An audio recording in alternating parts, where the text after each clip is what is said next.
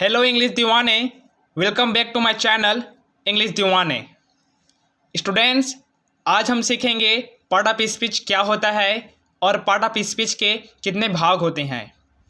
क्योंकि यदि कोई बच्चा इंग्लिश बोलना चाहता है, इंग्लिश सीखना चाहता है, तो सबसे पहले उस बच्चे को इंग्लिश में पार्ट ऑफ स्पीच सिखाया जाता है कि पार्ट ऑफ स्पीच क्या है, इसके कितने भाग होते हैं।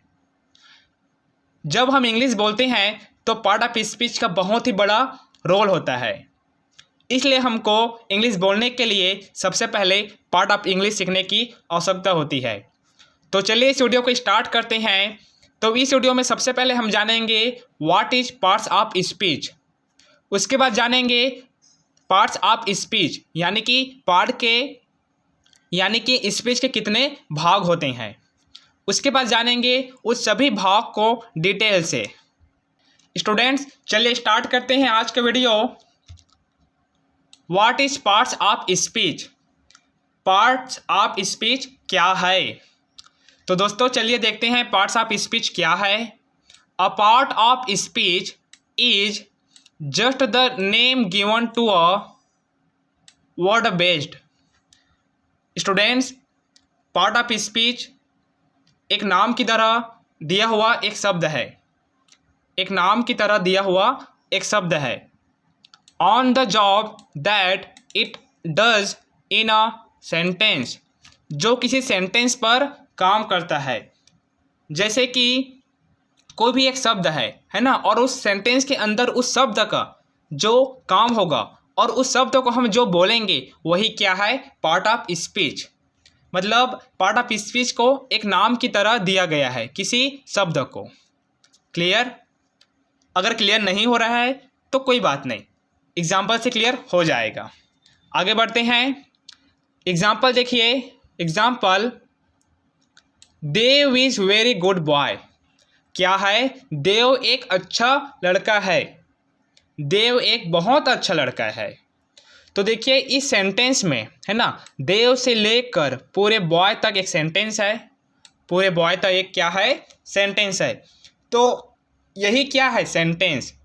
और इसी सेंटेंस के अंदर पूरे पार्ट्स होते हैं और उसी एक एक शब्द को हम बोलेंगे पार्ट्स ऑफ स्पीच। जैसे कि यहाँ पर देव एक शब्द है, तो इसका रोल क्या है यहाँ पर? जैसे कि यहाँ पर वेरी है, तो वेरी का मतलब क्या है यहाँ पर? वेरी यहाँ पर क्या काम कर रहा है, उसी को हम बोलते हैं पार्ट ऑफ स्पीच। यहाँ पर गुड है, बॉय है, तो इस सेंटेंस में इन शब्दों का क्या रोल है, उसी को कहते हैं parts of speech. I hope दोस्तों कि आपको पार्ट्स ऑफ स्पीच क्लियर हो गया होगा। अगर नहीं हुआ है तो इस वीडियो को पूरा अंत तक देखिए, आपको part of speech A to Z अच्छे से समझ में आ जाएगा। चलिए अब देखते हैं पार्ट्स ऑफ स्पीच यानी कि भाषण के कितने भाग होते हैं। टाइप्स। पार्ट ऑफ स्पीच मतलब भाषण के भाग। स्टूडेंट्स, पार्ट्स ऑफ स्पीच के 8 भाग होते हैं। कितने भाग होते हैं? 8 भाग। जिसमें से है पहला नाउन। क्या है? नाउन। नाउन मतलब होता है संज्ञा। दूसरा है प्रोनाउन। प्रोनाउन मतलब होता है सर्वनाम। तीसरा है एडजेक्टिव। एडजेक्टिव मतलब होता है विशेषण। चौथा है वर्ब। वर्ब मतलब होता है क्रिया। पांचवा है एडवर्ब। एडवर्ब मतलब होता है क्रिया विशेषण। छठवा है प्रीपोजिशन। प्रीपोजिशन मतलब होता है संबंध सूचक। सातवां है कंजंक्शन। कंजंक्शन मतलब होता है संयोजन। आठवां है इंटरजेक्शन एंड इंटरजेक्शन मतलब होता है विस्मयदीय बोधक। स्टूडेंट, ये हैं पार्ट्स ऑफ स्पीच, भाषण के भाग। कितने भाग होते हैं? 8 भाग। Noun, pronoun, adjective, verb, adverb, preposition, conjunction and interjection. Students, अब जानेंगे उसके भाग को डिटेल से। चलिए स्टार्ट करते हैं। पहला है नाउन। पहला है नाउन। नाउन मतलब होता है संज्ञा। क्या होता है? संज्ञा। नाउन मीन्स संज्ञा। तो सबसे पहले हम देखेंगे इसका डेफिनेशन। डेफिनेशन मतलब होता है परिभाषा। A noun is the name of any person, place animals और थिंग्स। स्टूडेंट्स, कहने का मतलब यह है किसी भी व्यक्ति का नाम, स्थान का नाम या वस्तु का नाम को हम संज्ञा कहते हैं। जैसे कि राम, तो राम किसी व्यक्ति का नाम है तो ये क्या होगा? संज्ञा। पेन किसी वस्तु का नाम है तो ये क्या होगा? संज्ञा। हैप्पीनेस किसी विचार का नाम है तो ये क्या होगा? संज्ञा। क्लियर? टेबल, दिल्ली, रानी, तो यहाँ पर टेबल किसी वस्तु का नाम है, संज्ञा। रानी किसी लड़की का नाम है, संज्ञा। दिल्ली किसी प्लेस का नाम है, जगह का नाम है, वो भी क्या होगा? संज्ञा। क्लियर हो गया संज्ञा क्या है? संज्ञा कहने का मतलब यह है किसी भी व्यक्ति का नाम, स्थान का नाम, वस्तु का नाम और जानवर का नाम, है ना, जंतु जानवर जो भी हो सभी का नाम को हम क्या कहते हैं? संज्ञा कहते हैं। आई होप स्टूडेंट्स कि आपको समझ में आ गया होगा कि संज्ञा क्या है। चलिए संज्ञा को थोड़ा डिटेल से जानते हैं। एग्जाम्पल, संज्ञा कहने का मतलब है जिसको हम टच कर सकते हैं यानी कि छू सकते हैं, फील कर सकते हैं यानी कि महसूस कर सकते हैं, वॉच कर सकते हैं यानी कि देख सकते हैं। तो साधारण सी शब्दों में अगर मैं आपको बताऊं कि संज्ञा क्या है, तो संज्ञा वे हैं जिसको हम छू सकते हैं, महसूस कर सकते हैं, देख सकते हैं। क्लियर? अब मेरे को लगता है कि आपको नाउन अच्छे से क्लियर हो गया होगा कि नाउन क्या है। अब कैटेगरी वाइज देखते हैं, जैसे कि पर्सन में क्या क्या आते हैं? Teacher, Ram, mom, sister, friends. Students यहाँ पर ये है डी और उसके बाद है एस, है ना, क्या है? फ्रेंड्स। क्लियर? तो ये सभी क्या होते हैं? व्यक्तियों का नाम है तो क्या होंगे ये? नाउन। उसके बाद थिंग में देखते हैं, जैसे कि table, pen, copy, fan, spoon, cup, ये सभी किसी थिंग्स का नाम है तो ये सब क्या होंगे? नाउन्स। क्लियर? अब देखते हैं प्लेस में, जैसे कि ग्राउंड, गार्डन, रायपुर, स्कूल, तो ये सभी किसी प्लेस का नाम है तो ये सभी क्या होंगे? नाउन्स। अब देखते हैं एनिमल्स में, जैसे कि डॉग, कैट, कैमल, काऊ, हॉर्स, ये सभी क्या है? एनिमल्स नेम्स हैं तो ये सभी भी क्या होंगे? नाउन्स होंगे। आई होप कि आपको अब पूरी तरह से नाउन क्लियर हो गया होगा। चलिए अब देखते हैं सेकंड नंबर का प्रोनाउन। प्रोनाउन मीन्स होता है सर्वनाम। क्या होता है? प्रोनाउंस मीन्स सर्वनाम। चलिए अब देखते हैं second number pronoun. Pronoun means होता है सर्वनाम। क्या होता है? सर्वनाम। डेफिनेशन देखते हैं। A noun is the word which used in a place of noun. कहने का मतलब है दोस्तों, सर्वनाम एक शब्द है जिसका उपयोग संज्ञा के स्थान पर होता है। अब संज्ञा के स्थान पर सर्वनाम का उपयोग कैसे होगा, है ना? चलिए देखते हैं। उससे पहले हम देख लेते हैं कि प्रोनाउंस क्या होते हैं। जैसे कि I, you, we, they, he, she, it, ये सभी क्या होते हैं? प्रोनाउंस होते हैं। क्लियर? आगे बढ़ते हैं, एग्जाम्पल से समझते हैं कि प्रोनाउन क्या है और प्रोनाउन नाउन को कैसे रिप्लेस करता है ना? देखिए, राम एक अच्छा लड़का है तो इंग्लिश क्या होगा? Ram is a good boy. Ram is a good boy, तो यहाँ पर राम क्या है? ऑफ कोर्स नाउन है ना? अब देखिए, वह एक अच्छा लड़का है तो राम के स्थान पर मैं वह भी तो बोल सकता हूँ कि राम एक अच्छा लड़का है या फिर वह एक अच्छा लड़का है। तो राम के स्थान पर मैं क्या उपयोग कर सकता हूँ? ही। तो ही क्या होगा? Pronoun. Clear? He is a good boy या फिर Ram is a good boy, both are right. अगर राम मेरे सामने है और उसका नाम भी मेरे को नहीं पता तो मेरे को वह ही बोलना पड़ेगा ना कि वह लड़का अच्छा है। समझ में तो आ रही है ना मैं क्या बोल रहा हूँ? ओके, अगर राम का नाम मेरे को पता है तो मैं राम अच्छा लड़का है बोलूँगा, लेकिन उसका नाम ही नहीं पता तो मैं क्या बोलूँगा? लड़के के लिए he is a good boy, वह एक अच्छा लड़का है। क्लियर? मुझे लगता है कि आपको प्रोनाउन अच्छे से क्लियर हो गया। चलिए अब आते हैं एडजेक्टिव में। एडजेक्टिव देखते हैं। एडजेक्टिव क्या है? स्टूडेंट्स, एडजेक्टिव मीन्स होता है विशेषण। क्या होता है? विशेषण। चलिए विशेषण का डेफिनेशन देखते हैं। Definition, any word that adds meaning to noun और प्रोनाउन इज कॉल्ड एडजेक्टिव। कहने का मतलब यह है स्टूडेंट्स, कोई शब्द जो संज्ञा या सर्वनाम की विशेषता बताए उसे ही क्या कहते हैं, विशेषण कहते हैं। एग्जाम्पल, यहाँ पर मैंने कुछ एडजेक्टिव लिया है ना, जैसे कि colour, hot, small, handsome, bad, good, beautiful. Clear?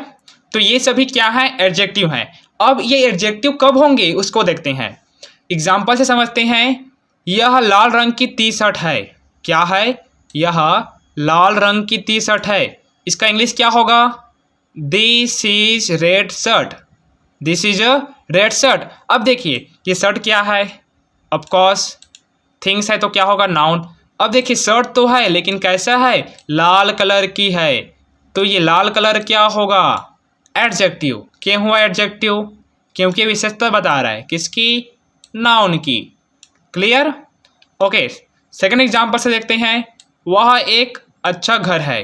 क्या है? वह एक अच्छा घर है। That is a good home. That is a good home. अब देखिए होम यहाँ पर क्या है, जी हाँ नाउन है। क्या है? नाउन। अब घर की विशेषता कौन बता रहा है, गुड, तो गुड क्या होगा, एडजेक्टिव। अब क्यों हुआ एडजेक्टिव? क्योंकि होम की विशेषता बता रहा है, और होम क्या है, नाउन। अभी हमने पढ़ा ना कि जो नाउन या प्रोनाउन की विशेषता बताता है वो क्या होता है, एडजेक्टिव होता है। आई होप कि आपको एडजेक्टिव भी अच्छे से क्लियर हो गया होगा। चलिए आगे बढ़ते हैं। फोर्थ नंबर पर है वर्ब। वर्ब मीन्स होता है क्रिया। अब क्रिया का डेफिनेशन देखते हैं और कुछ एग्जाम्पल देखते हैं, फिर आपको भी अच्छे से समझ में आ जाएगा कि क्रिया क्या है। Students, if you are getting my voice clearly, so please keep watching this video till the end. Students, अगर आपको मेरी आवाज़ अच्छे से आ रही है और आपको समझ में आ रहा है कि मैं आपको क्या पढ़ा रहा हूँ, आपको टॉपिक अच्छे से क्लियर हो रहा है, तो प्लीज़ इस वीडियो को अंत तक देखिए। फॉर टॉपिक है वर्ब। वर्ब मीन्स होता है क्रिया। डेफिनेशन देखते हैं। Any word that described an action is called verb. क्या है? Is called verb. जैसे कि कोई शब्द जो किसी काम को व्यक्त करे। अभी संसार में सभी काम करते हैं, तो क्या सभी वर्ब होंगे? जी हाँ, दुनिया में हम जो भी काम करते हैं सभी वर्ब है। जैसे कि एग्जाम्पल में देखते हैं, प्ले, गो, रीड, कम, राइट, रन, ईट, ये सभी काम हैं। हम खेलते हैं, जाते हैं, खाते हैं, पीते हैं, सोते हैं, लिखते हैं, पढ़ते हैं, आते हैं, दौड़ते हैं, तो ये सभी क्या होते हैं? जी हाँ, वर्ब्स होते हैं, सभी क्रियाएं हैं। क्लियर हुआ? चलिए एग्जाम्पल से देखते हैं। हम अंग्रेजी बोलते हैं। अब देखिए इसका इंग्लिश क्या होगा, वी स्पीक इंग्लिश। अब हम क्या बोलते हैं, अंग्रेजी। क्या बोलते हैं, अंग्रेजी। लेकिन अंग्रेजी को हम क्या करते हैं, बोलते हैं ना, तो ये वर्ब क्या होगा, वर्ब। कौन होगा, स्पीक। क्या होगा, वर्ब। क्योंकि हम इंग्लिश को क्या करते हैं, ऑफ कोर्स बोलते हैं, तो काम क्या हुआ, बोलने का, स्पीक। क्लियर? तो ये क्या होगा, क्रिया होगा। आगे बढ़ते हैं। वह स्कूल जाता है। He goes to school. वह स्कूल जाता है तो ही गोज टू स्कूल। अब वह स्कूल के बीच क्या संबंध बता रहा है कि वह स्कूल जाता है, तो ये गोज क्या होगा, ऑफ कोर्स वर्ब होगा। क्लियर? चलिए अब आगे बढ़ते हैं।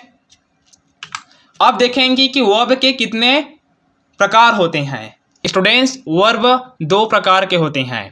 वर्ब मुख्य दो प्रकार की होती है। पहला क्या है, मेन वर्ब, एंड दूसरा क्या है, हेल्पिंग वर्ब।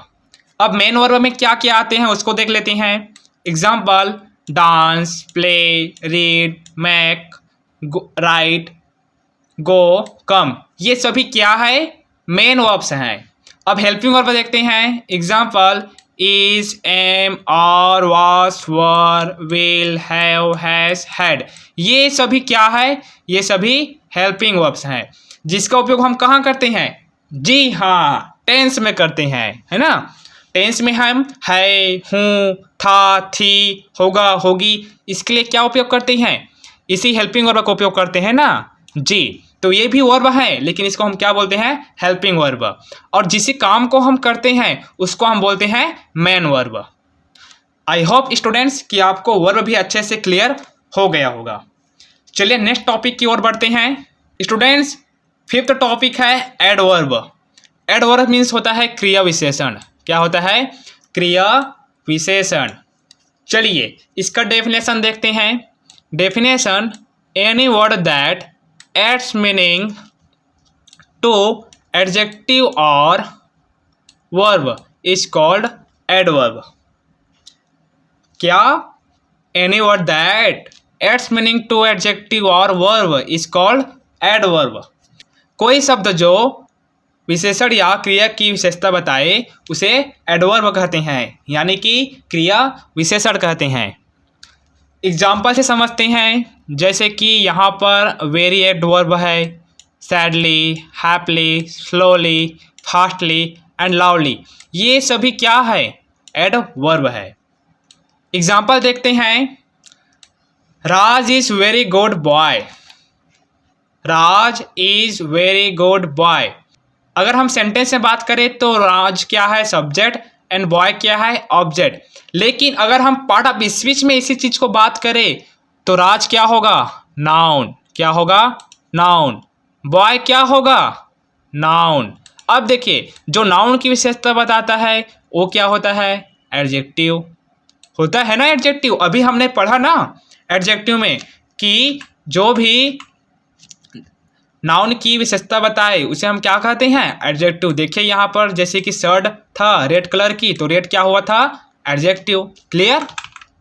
चलिए, तो यहाँ पर ये बॉय की विशेषता कौन बता रहा है? गुड। तो गुड क्या होगा? एडजेक्टिव। अब देखिए, अब गुड की विशेषता कौन बता रहा है? वेरी। तो वेरी क्या होगा? जी हाँ, एडवर्ब होगा। अब क्यों होगा इसको समझते हैं। क्योंकि यहाँ पर गुड क्या है? एडजेक्टिव। और अभी हमने पढ़ा ना कि जो एडजेक्टिव और वर्ब की विशेषता बताए उसे हम क्या कहते हैं? ऑफ कोर्स क्या कहते हैं? एडवर्ब कहते हैं। तो वेरी क्या होगा? एडवर्ब होगा। क्लियर? चलिए दूसरा एग्जांपल देखते हैं। Raj is speaking loudly. राज जोर से बोल रहा है। तो देखिए, राज काम क्या कर रहा है? बोलने का। लेकिन कैसा बोलने का? बहुत जोर से बोलने का। तो ये लाउडली क्या होगा? ऑफ कोर्स क्या होगा? एडवर्ब होगा। आई होप दोस्तों कि आपको अच्छे से एडवर्ब क्लियर हो गया होगा। चलिए अब सिक्स टॉपिक की ओर बढ़ते हैं। सिक्स टॉपिक है प्रीपोजिशन। क्या है? प्रीपोजिशन। प्रीपोजिशन का मतलब होता है संबंध सूचक। क्या होता है प्रीपोजिशन का मतलब? संबंध सूचक। प्री मतलब होता है पहले और पोजिशन मतलब होता है स्थिति। मतलब कोई भी शब्द जो पहले की स्थिति बताए उसे हम कहते हैं प्रीपोजिशन। क्लियर? डेफिनेशन देखते हैं। Definition: any word that show relations of subject with something else. कोई शब्द जो विषय का संबंध किसी और से बताए, है ना, उसे हम क्या कहते हैं? प्रीपोजिशन, संबंध सूचक कहते हैं। Any word that shows relation of subject with something else, है ना। चलिए अब इसका हम प्रीपोजिशन देख लेते हैं, जैसे कि in, on, to, into, of, beside, with, from, under, for etcetera. ये सभी क्या होते हैं? प्रीपोजिशंस होते हैं, है ना। ये सभी क्या होते हैं? प्रीपोजिशंस। क्लियर? अब देखिए प्रीपोजिशन का उपयोग कैसे करेंगे। जान तो लिए कि इन प्रीपोजिशन है, फ्रॉम प्रीपोजिशन है, ऑन प्रीपोजिशन है। इसका मतलब क्या हुआ? कैसे समझेंगे कि ये प्रीपोजिशन है ना। तो चलिए इसके लिए मैंने आपके लिए क्या रखा है? जी हाँ, एग्जाम्पल। मैं भारत हूँ या फिर हम भारत हैं। सही बोला? नहीं, गलत बोला। क्यों? हम भारत कैसे हो सकते हैं? नहीं हो सकते ना हम Bharat. We are India. No, ये क्या है? गलत है। क्या है ये? गलत है। अब क्यों गलत है ये? हम इंडिया क्यों नहीं हो सकते? हम तो व्यक्ति हैं ना, तो प्लेस कैसे हो सकती हैं? हाँ, ये हो सकती हैं। क्या हो सकती हैं? हम भारत से हो सकती हैं। जी हाँ, तो ये क्या हुआ? सही हुआ। हम भारत से हैं। We are from India. We are from India. अब देखिए, हम इंडिया तो नहीं हैं, लेकिन इंडिया से हैं, तो ये फ्रॉम क्या होगा? प्रीपोजिशन। अब क्यों हुआ ये प्रीपोजिशन? क्योंकि इंडिया एक कोई शब्द है, ऑब्जेक्ट है, और वी यहाँ पर सब्जेक्ट है, तो सब्जेक्ट की रिलेशन ऑब्जेक्ट के साथ बता रहा है। कौन बता रहा है? फ्रॉम। उसके पहले की स्थिति बता रहा है। हम भारत में हैं या फिर भारत से हैं, तो फ्रॉम क्या हुआ? प्रीपोजिशन। जी हाँ, अभी मैंने बोला हम भारत में हैं, तो में के लिए हम क्या लगाएंगे? बताओ कोई। जी, में के लिए हम लगाएंगे इन, तो फ्रॉम की जगह पर क्या आ जाएगा? In. We are in India. हम भारत में हैं। आई होप दोस्तों कि आपको प्रीपोजिशन भी अच्छे से क्लियर हो गया होगा, और इस वीडियो को देखने के बाद आपको कोई भी अदर पार्ट ऑफ स्पीच की वीडियो देखने की आवश्यकता नहीं पड़ेगी। मैं जानता हूं कि यह वीडियो थोड़ी लंबी हो गई है। डोंट वरी, अगर आप प्रीपोजिशन तक आ गए हैं तो वीडियो को पूरा देखिए, आपको पार्ट ऑफ स्पीच इस वीडियो में अच्छे से क्लियर हो जाएगा, और इस वीडियो को देखने के बाद आपको और कोई दूसरा वीडियो देखने की आवश्यकता भी नहीं पड़ेगा। चलिए आगे बढ़ते हैं। नेक्स्ट टॉपिक है कंजंक्शन। कंजंक्शन मतलब होता है संयोजन।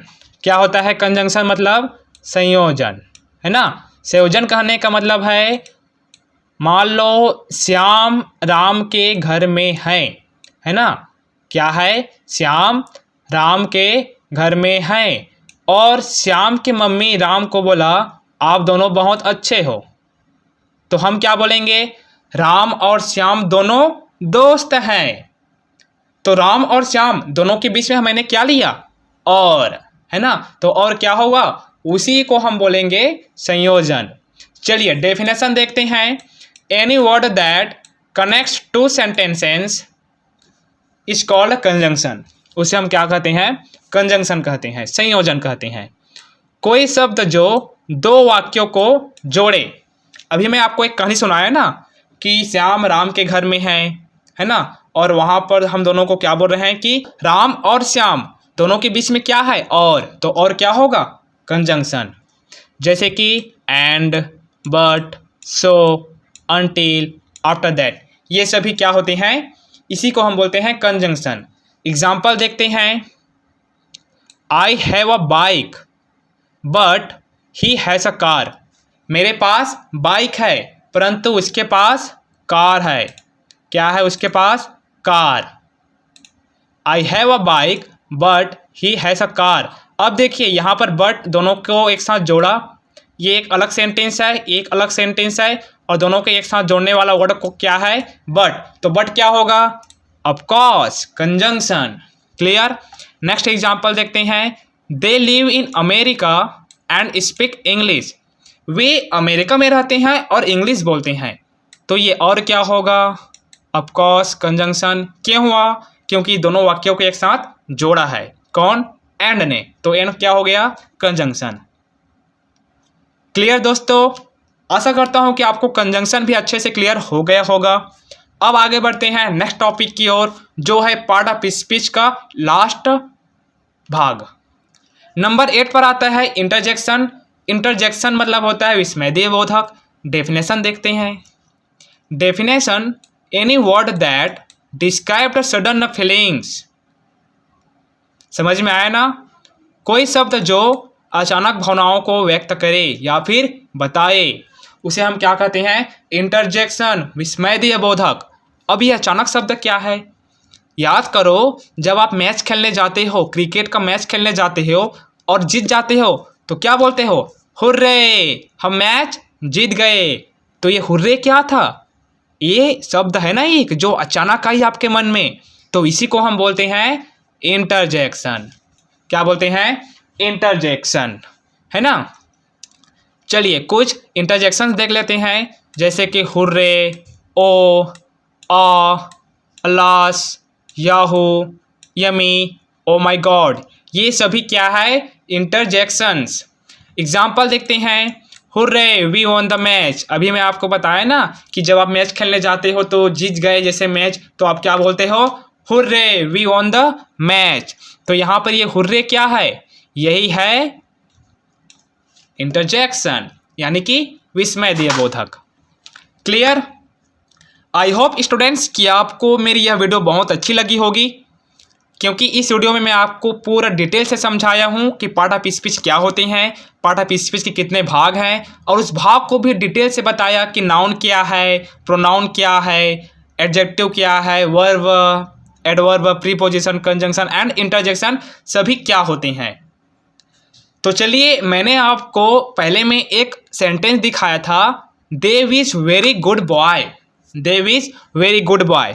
अब आपका काम यह है कि इसमें से बताना है कि पार्ट ऑफ स्पीच में कौन क्या है ना? क्या बताना है आपको कि पार्ट ऑफ स्पीच में कौन क्या है। जैसे कि इस सेंटेंस में, इस सेंटेंस में देव क्या है, वेरी क्या है, ए गुड क्या है और बॉय क्या है। चलिए, इसको आप मेरे को बताएंगे और कमेंट बॉक्स पर ही बताएंगे कि वेरी क्या है, गुड क्या है, बॉय क्या है, देव क्या है।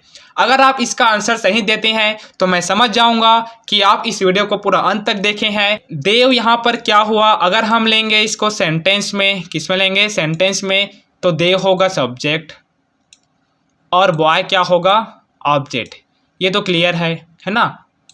सेंटेंस में होगा, ये होगा ना सेंटेंस में। चलिए, लेकिन अगर मैं बोलूं पार्ट ऑफ स्पीच में देव क्या है, तो देव होगा नाउन। क्या होगा? नाउन। इसी प्रकार बॉय क्या होगा? नाउन, क्योंकि व्यक्ति है ना, तो क्या होंगे? नाउन। मैंने आपको पढ़ाया ना नाउन में कि किसी व्यक्ति के नाम को हम क्या कहते हैं? नाउन कहते हैं। क्लियर? चलिए, अब देखिए ये नाउन हुआ तो ये क्या होगा? यस, आप सही सोच रहे हैं, क्या होगा? एडजेक्टिव। अब एडजेक्टिव क्यों हुआ? क्योंकि हमने एडजेक्टिव में पढ़ा था कि कोई भी शब्द नाउन की विशेषता बताएगा तो वो क्या होगा? एडजेक्टिव।